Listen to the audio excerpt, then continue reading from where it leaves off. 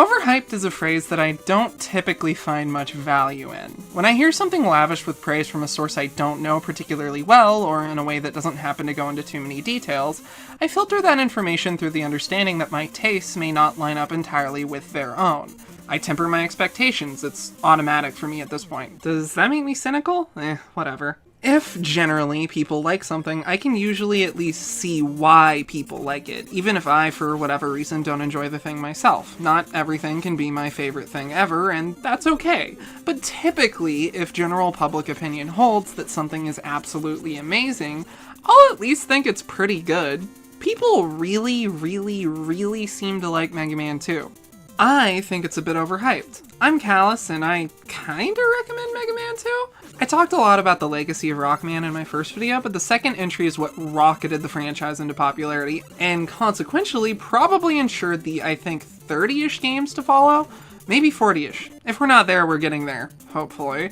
And yeah, people seem to look back incredibly fondly at Mega Man 2. If anything, I heard that the first game was kind of by comparison, so I was pretty excited going into this because I loved the first game. The narrative, at least, is a massive improvement over the original, at least insofar as there's actual context given in the game's opening. That opening is pretty stylish and has a really good theme, so not just a step, but a dramatic leap in the right direction here. Aside from that wonderful additional context I provided in my video on the first game, the story here is pretty simple. Mega Man defeated Wiley in the first game, and now he has returned, but this time he's created his own 8 robots instead of corrupting Dr. Light's. And this time, their goal is to defeat Mega Man. Doesn't functionally change what you're doing in-game, of course, aside from the fact that there are 2 additional robot masters, but the slightly changed context is nice. The Japanese subtitle is The Mystery of Dr. Wiley, so there's some intrigue for you. That was completely removed from the Western release for basically no reason. Before we get too far along, I need to point out that I'm playing the PC version of the Legacy Collection for this. Rockman 2 has Japanese text this time, despite the text being translated to English in Rockman 1. Weird and slightly disappointing, but nothing functionally awful about the need to play Mega Man instead of Rockman, at least for this entry. The difficulty select is a bit misleading though. The original Japanese release of Rockman 2 doesn't have difficulty options. The normal mode of the Western release of Mega Man 2 is actually a new, much easier difficulty where enemies take way more damage, whereas the difficult difficulty is the same as the original Japanese release. I played the difficult mode, so keep that in mind. No shame if you want to play on normal. I do think the new difficulty should be called easy, whereas the original difficulty of the game should be called normal, but I might be splitting hairs here. The game's also kind of fucked hard every once in a while. I'd almost appreciate a third difficulty that was between the two, though it would probably still make most of the game too easy for my liking. Generally speaking, the game is incredibly similar to the original. It feels pretty much identical to the first game, no additions to the initial core mechanics. From the start, you have the floaty jump again, and the old reliable tiny pip shots of the Mega Buster. Again, you can only have 3 shots on screen at any given time, so keep that in mind when pacing out your shots. I had already familiarized myself with the feel of this game because I played the first one like less than a month ago, and hey, if you haven't seen that video, maybe go check it out. Basically, if you like the feel of the first game, you should like the feel of this one. If you didn't, there's not major enough changes to the mechanics that this one will change your mind.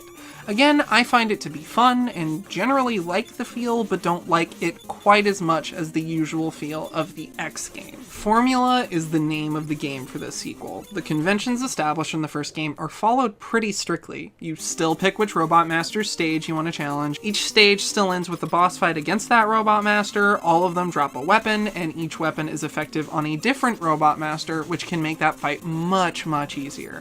The 2 biggest additions to this are that enemies also very often have secondary weaknesses, basically a weapon that's more effective but doesn't tend to completely trivialize the fight. I like this because it feels like a reward for experimentation and reduces the need to have one specific weapon to deal with the fight that you're having trouble with. The other biggest change is that there's 8 Robot Masters instead of 6. This will be the usual standard for the franchise going forward and is an absolutely massive addition.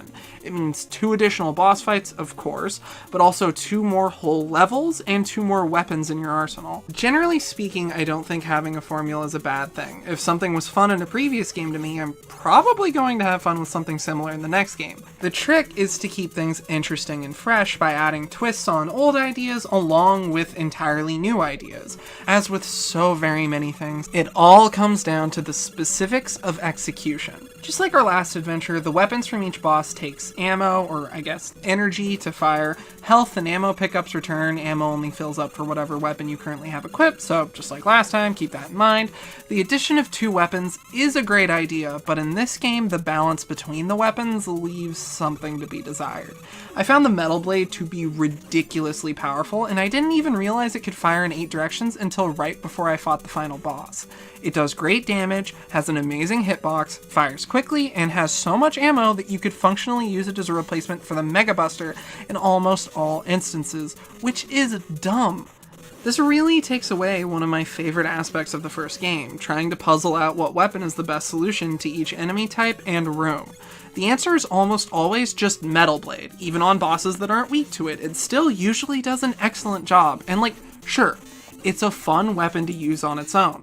But the fun of tearing enemies apart with this thing is nowhere near the fun I had constantly switching between weapons by the end of the first game. Some enemies are immune to certain weapon types, the shots just bounce off instead of doing damage. I hate this for 2 reasons. One, instead of the result of experimenting with a weapon just being neutral, that being that I've used a bit of ammo and the enemy takes a bit of damage, the enemy is completely unfazed and I've wasted ammo, which is a resource. Wasting resources feels bad. 2, when a shot bounces off of an enemy, you cannot switch weapons until that shot is no longer on screen, which means you're vulnerable. It feels like I'm being punished for experimenting with different weapons when this happens, which discouraged me from experimenting with weapons as much as I otherwise might have. The only thing that balances this is the reduced punishment for death in the Legacy Collection due to the rewind and save state features should you choose to use them, and those aren't in the original release. But regardless, it still feels bad in whatever version. In the first game, the only weapon that I thought sucked was the Hyper Bomb. Here, there are multiple. Quick Boomerang just felt bad to use. The angle it fires at makes it difficult to hit enemies with, whereas Cutman's weapon from the first game had a much larger hitbox and was more effective against flying enemies. Bubble lead shots drop rapidly and then roll along the ground. It's only useful in hyper-specific situations and almost entirely outclassed by weapons that can fire vertically. And it also generally feels bad to use. Crash Bombs are somehow less flexible than the Hyper Bombs from the first game. It shoots an explosive that sticks to walls, then takes a bit of time to explode. The explosion can deal absolutely massive damage, but it usually won't hit anything. An enemy has to stay next to a wall to get hit by it, and if the shot directly hits an enemy, it won't explode, and instead deals negligible damage. Really not fun. Time Stopper does exactly what it sounds like, for the most part. It freezes enemies in place for the duration of the ability. You, of course, cannot switch weapons while the ability is in use. It's only useful in hyper-specific situations. Of course, a boss is weak to it, and it's great when used in that context, but outside of that, it only lasts for a very short period of time, and many enemies are impossible to bypass without actually killing, so freezing them in place does very little. Touching them still hurts you and knocks you back. Apparently some enemies ignore its effects or still move very slowly. I never noticed this because I only used it, I think, 3 times in the whole game. I would say it's making a JoJo reference, but according to Time, if anything, JoJo would actually be making a Mega Man reference. The remaining arsenal would be solid in a game that didn't have an objectively correct answer to most problems in the Metal Blade. They're solid niche weapons that all have very clear weaknesses. The air shooter is good against flying enemies, and the multiple shots can deal a lot of damage quickly to enemies with larger hitboxes, but it has a pretty limited horizontal range. Atomic Fire's normal shots are nothing notable, but it can be charged by holding the fire button to deal devastating damage. This is probably the prototype for the charge shot added to later games. The charge does take a ridiculous amount of ammo and quite a lot of time, though the damage it deals is proportional to that. The only real problem I had with the weapon is that if you don't have enough ammo for a certain level of charge, if you reach that level, the charge is cancelled. Not fun. Would have been fine if it just kept the charge at whatever the highest level you could currently reach was. Leaf Shield is an interesting utility weapon. It creates a shield around Mega Man and doesn't fire until you move or push up or down, meaning it can fire in 4 directions. It's slow in terms of offense, but it did provide some moments that recreated that Rockman 1 magic feeling of problem solving. It's probably the weapon I use the most often aside from the Metal Blade, because I didn't know the Metal Blade could fire vertically, and it does provide something that the Metal Blade doesn't in its defensive aspect.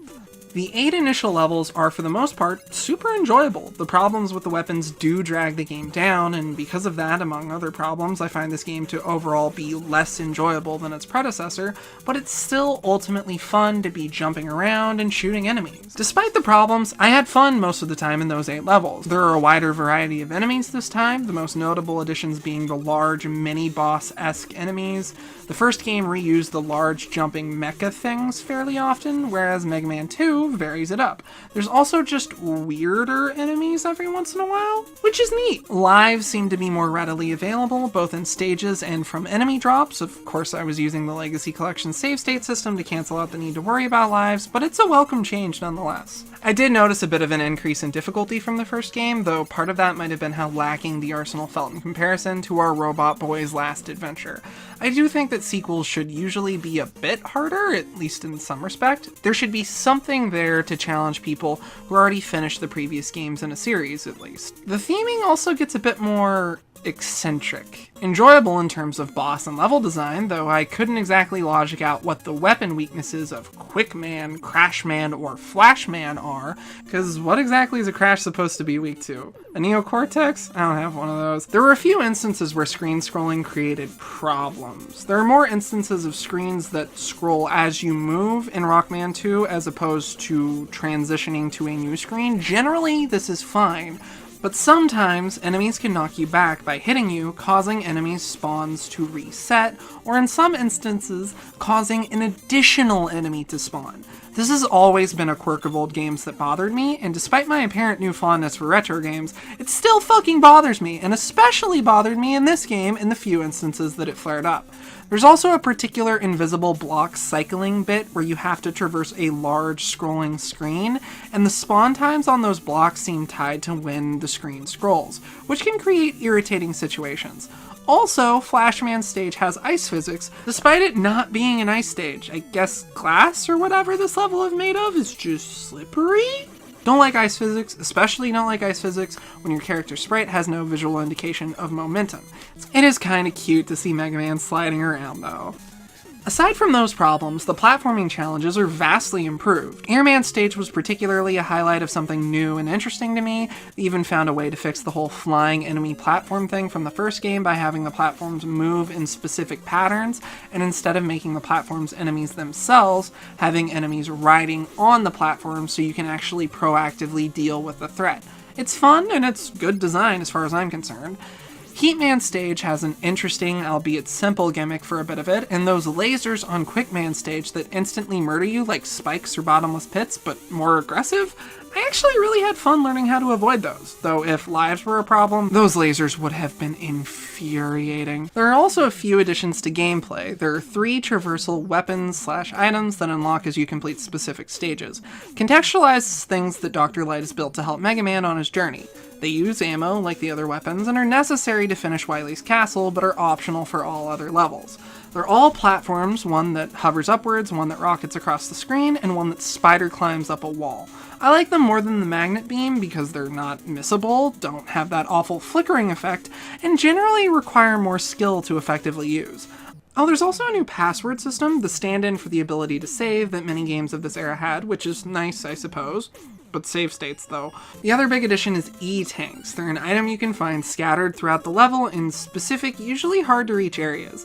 Instead of being immediately used when you pick them up, you store them in your inventory. Using one gives a full heal, you can hold up to 4 at a time. You lose all the ones you're holding upon a game over, which makes the punishment for losing all of your lives more pronounced than simply having to start a level over.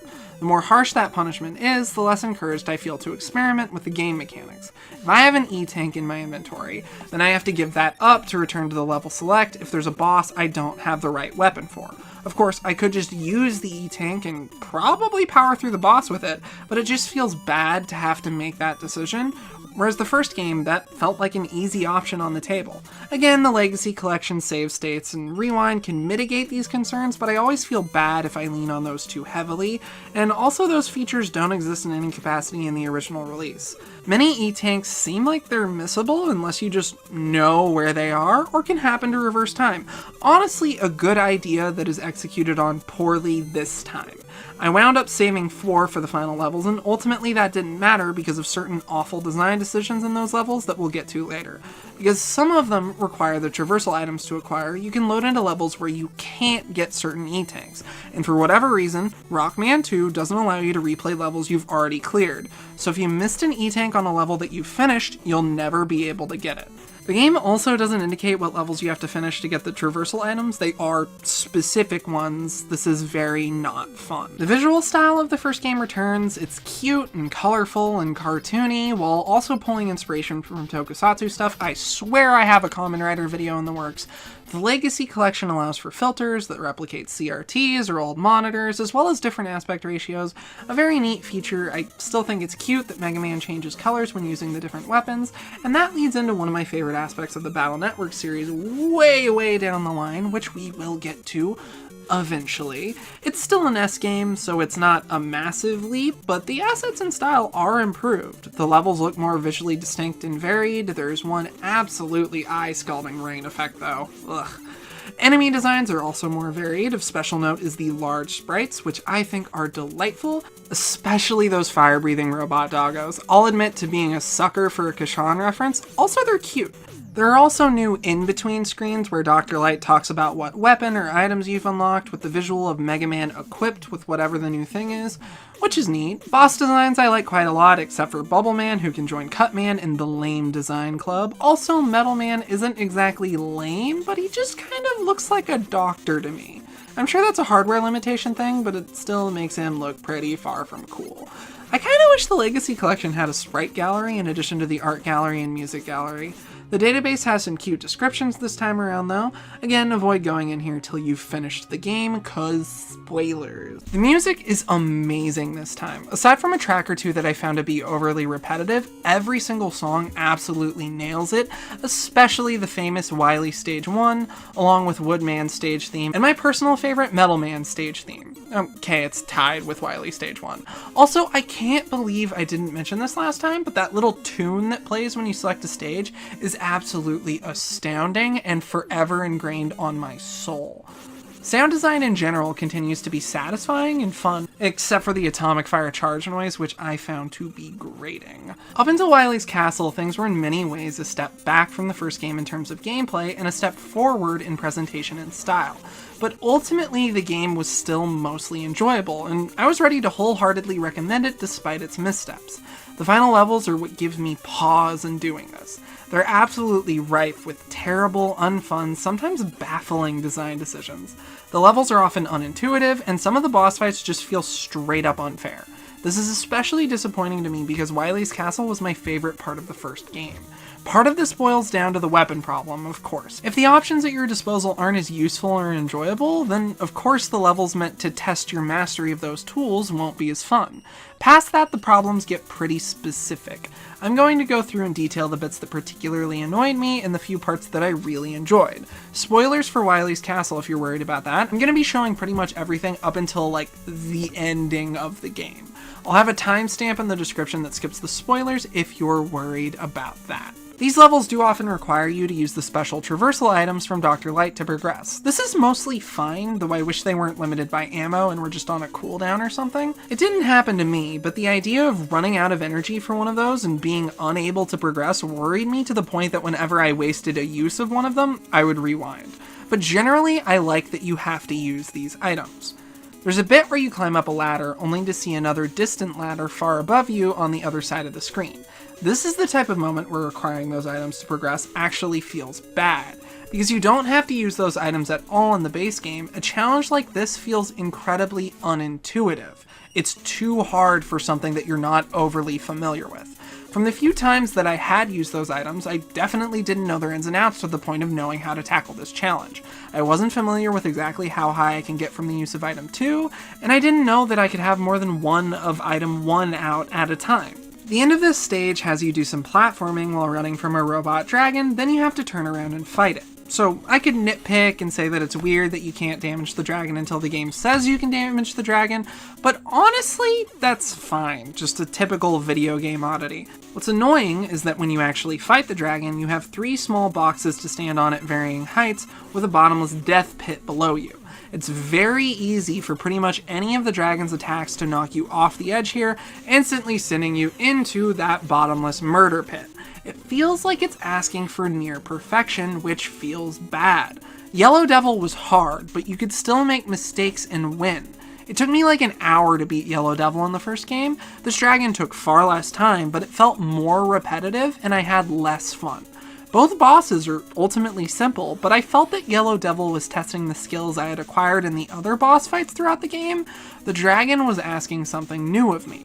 Yes, there were instances of fighting enemies while platforming, like throughout the whole fucking game, but nothing that was anywhere near as tanky as this in an area with a bottomless pit. I didn't feel like the game had prepared me for it, and I didn't have fun fighting it. Stage 2 is decently fun, and the boss is pretty good if visually boring, credit where credit is due, but I don't want to linger on that for too long. Stage 3 has a bit of a gimmick, not as fun as Stage 2, but still pretty good aside from that fucked hard spike fall bit. Fuck whoever decided to put those 2 last spikes near the bottom, that's just mean.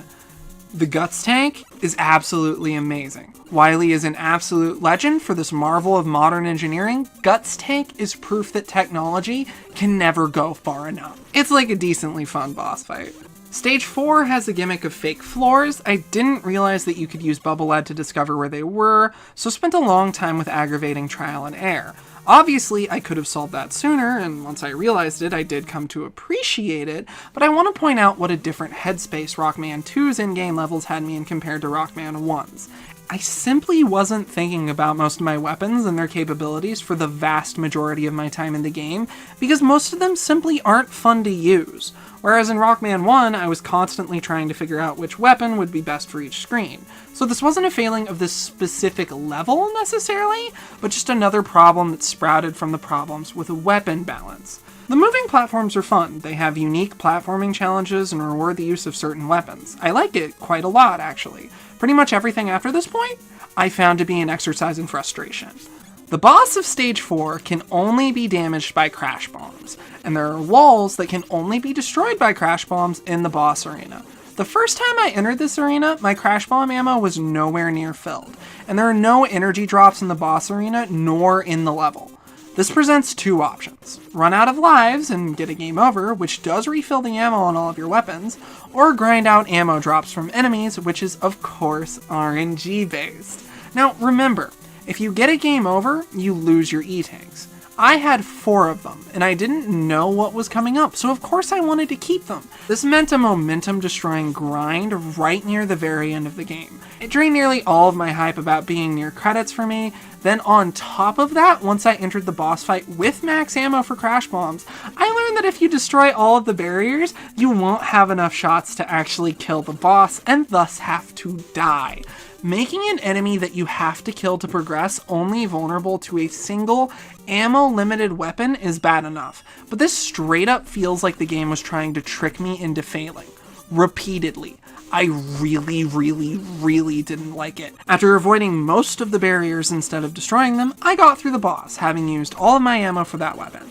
Also, because there's a gauntlet of incredibly difficult to avoid and highly damaging enemies between this boss fight and the checkpoint, I wound up using my first E-tank here. This is followed by what will go on to be a franchise staple, the Robot Master Boss Rush. I have mixed feelings about boss rushes that you have to do to progress in general, but in Rockman, I actually like them because it ensures that you're going up against all of these earlier bosses with every weapon at your disposal.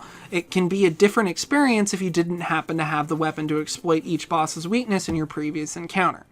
You enter an area with 8 teleporters. Each teleporter takes you to fight against one of the Robot Masters. You can do them in any order you like, and it thankfully checkpoints you after each one, but you have to defeat all of them to progress. Each time you kill one, in Mega Man 2 at least, they drop health. There are no ammo pickups for this entire gauntlet in this game. Now should be the chance to figure out what weaknesses you didn't figure out before, but instead, I was out of energy on multiple weapons, including the ones that are good against Quickman, Airman, and I only had 1 max charge shot for the fight against Woodman. I point these bosses out because I found them to be the most difficult, especially Quickman. Ugh. I wound up using all 3 of my remaining E-tanks to deal with them, and then proceeded through the rest of the gauntlet. At the end of the gauntlet, on the same stage, is a 2-phase boss battle against Dr. Wiley. The first phase is actually fairly enjoyable. I'd call it harsh but fair, reminded me of the feeling I got from Mega Man 1's battle against Wiley. The second phase, I genuinely have no idea how to avoid the shots. When I eventually became fed up and looked up a video and guides, the advice was always to just use a single crash bomb in a specific point to kill the boss in a single shot. And past that, it basically said it was incredibly difficult to dodge the shots outside of that, which didn't really help with what I was doing. You may remember that I was completely out of crash bombs at this point. Now apparently it's possible to get through the stage 4 boss with one less shot than I used, and looking back at it, I can definitely see that. But once again, I feel like the game is asking me to perform perfectly, which is still very unfun. After fruitlessly banging my head against the wall for I don't know how long and gaining absolutely no ground, even in an attempt to just damage race this garbage, I decided to just get a game over and refill my weapon energy. I slept before doing that. I was intending to beat the game that day and was rather close, but I was just too upset with the game at that point. Getting this game over and starting the boss rush gauntlet over again meant that I had collected and saved those E-tanks throughout the entire game for functionally no reason. The only one that I would have actually used to progress, the one against the stage 4 boss, I used in a level that had an easily accessible E-tank in it. I felt punished for saving my resources, and as someone with a chronic case of I can't use that item now, what if I need it later, probably sparked by my mild OCD, this upset me immensely. So I redid the boss gauntlet, which was just a chore at this point. Got to Wiley Phase 2 again, and finished it in one shot. Well, it took multiple attempts to get the one shot just right, but ultimately just one shot on the actual winning round. For the final level, there's a cave with ooze, or slime, or something that drops down. A lot of it. It damages for a frankly ludicrous amount of damage, and you have to go through it to fight the boss every time. Uncreative, unfun. The boss is an alien. I won't spoil what the deal is if you don't know. It's actually kind of cute, but it is also only vulnerable to a single weapon type, bubble lead. Sort of ties into that plot thing, which is again cute, but not cute enough to justify how fucking annoying this fight is. You have to use the shot that immediately falls on an enemy that is flying around the arena. I honestly just felt like the game was antagonizing me at this point instead of trying to be like anything resembling enjoyable. It's ultimately a pretty easy fight to learn, and assuming you have the ammo, you should be able to deal with it relatively quickly, but fuck me, it's just a chore. Games shouldn't feel like chores. They should be fun. Controversial statement, I know. I was just so fucking tired of the game at this point. So yeah, that's Mega Man 2. The second and possibly most famous venture of the Blue Bomber didn't exactly appeal to me in the same way as the first. Not sure if you know this, but apparently the vast majority of people who play games don't finish them. Maybe that's part of why people look back on this one so fondly. Or maybe it's just nostalgia blindness. Or maybe I'm just not seeing whatever it is they see.